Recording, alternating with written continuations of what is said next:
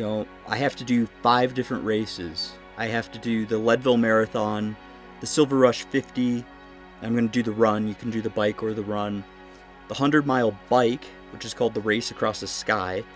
And it's actually one of the most famous bike races in the world. Followed by a 10K the next day, and then the 100-mile run to finish it off a week later. So to be considered for Leadman, you can't miss a single race, obviously. You can't miss a single cutoff, and you have to just complete them to continue forward on the quest to become Leadman.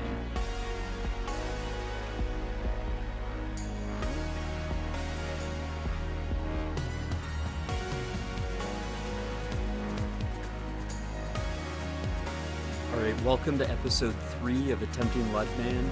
My name's Rob, I also go by Train for Ultra. And Silver Rush 50 is no joke. So it's part of Leadman. I somehow got through the marathon. Now the next race of 5 is the Silver Rush 50. If we could just free ourselves of our perceived limitations and tap into our internal fire, the possibilities are endless. I'll tell you about it when it happened in the race, but to be honest with you, it happened even before the race. It happened in the training. Great cause. Oh, thanks. I respect that, man, so keep doing what you do, man.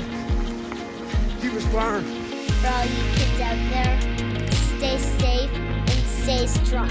Hey everyone, it's the Train for Ultra podcast. Scott Jurek here. I was physically totally wrecked. I had nothing left. I figured I might as well move as quickly as possible towards the finish line if I was going to be moving towards it anyways. How do you even do that? Decided if I could, finish a 50 miler, I could probably run across the country. 100 miles is not that far. So the course profile is a little easier than the marathon, and arguably the marathon's the hardest course profile in terms of the gain per mile. But the course has 4 giant climbs, 2 on the way out, 2 on the way back, and the course will beat you up.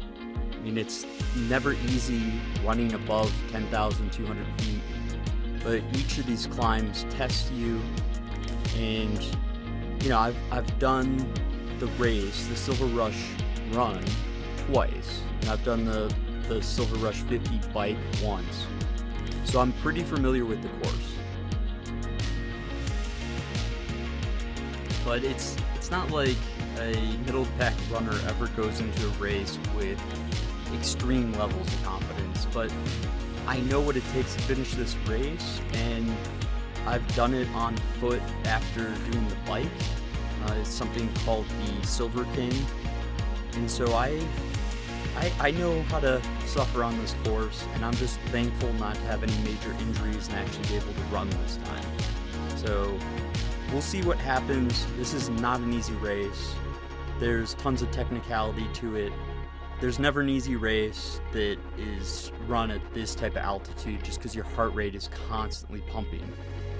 But I have proof that at one point I was able to bike and run it, and I really just hope to be able to finish it once more, check off the second race, and I really want to enjoy it. So a lot of times, like in 2019, I kept my head down and ran as hard as I could. It wasn't that memorable. It was a good race for me, but this time around, I'm trying to enjoy things a lot more. COVID's kind of given me added perspective on enjoying races, and just generally speaking, I don't see myself going sub 10 hours, especially on the normal course. I don't necessarily want to suffer that hard, but I promise I will have in the next episode, first of all, a lot more footage of Leadville, the city, and then I'll have as best captured my race experience to share with you guys. And it's been a pretty good 2 weeks since I last did an update on YouTube. I had a pretty solid 50-60 mile week last week. My taper's going well. I got in maybe 25 miles on the bike and 1 or 2 quicker runs with my son. He was my my pacer. He was riding his bike and I was running a few times. But just generally speaking, this is going pretty ideal. I'm feeling a lot better. I'm not sick anymore, which is very helpful also. I really appreciate your guys' support. Thank you for subscribing to the channel, for all of you that have already. And again, my next update will have a lot more background on Leadville. We'll get some footage there.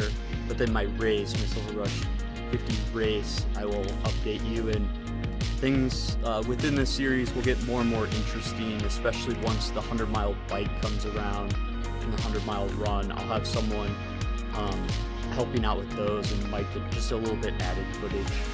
But overall, I mean, I'm going in not necessarily confident, but feeling just a heck of a lot better than before the marathon, and just really appreciate your support. And again, next episode we'll have a lot more footage. This is just a quick update for you, so I appreciate it.